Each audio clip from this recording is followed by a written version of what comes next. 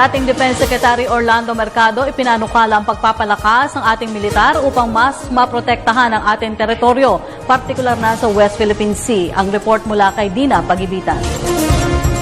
Bagamat isang good tactical move umano ang muling pagpapatibay ng alyansa ng Pilipinas sa Amerika, hindi umano dapat na higit na dumipende ang bansa sa US sa pagtatanggol nito sa teritoryo.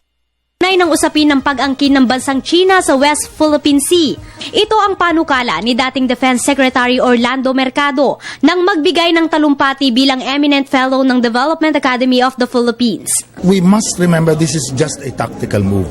We cannot abdicate our role and function of defending the sovereignty of this nation. It is wrong for us to frame it and saying, wala naman, mabuti nandiyan yung mga Amerikano, wala na tayong problema, pagtatanggol tayo. And then, magiging kampante na naman tayo. Sa halip umano na makampante ang mga Pilipino sa seguridad na maibibigay ng US military, dapat na palawakin pa ang military reforms upang matugunan ang mga banta sa nasasakupan. I think there are many things that we can do.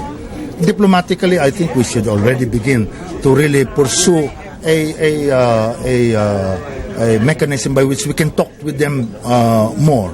It is our responsibility and leaders of this country to be able to strengthen our armed forces. Napapanahon na rin umano na muling bigyang pansin ang Philippine Defense Reform Program upang mas mapatibay pa ang kasalukuyang sistema. Gayunman, dapat anin sa diplomasya o soft power ang nasabing tensyon sa West Philippine Sea.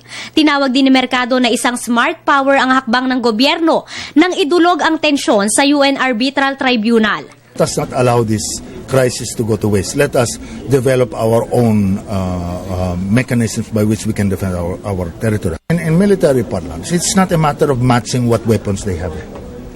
Kaya nga I said it is not a question of hard power, or a choice between hard power or soft power alone. It is a question also of utilizing smart power.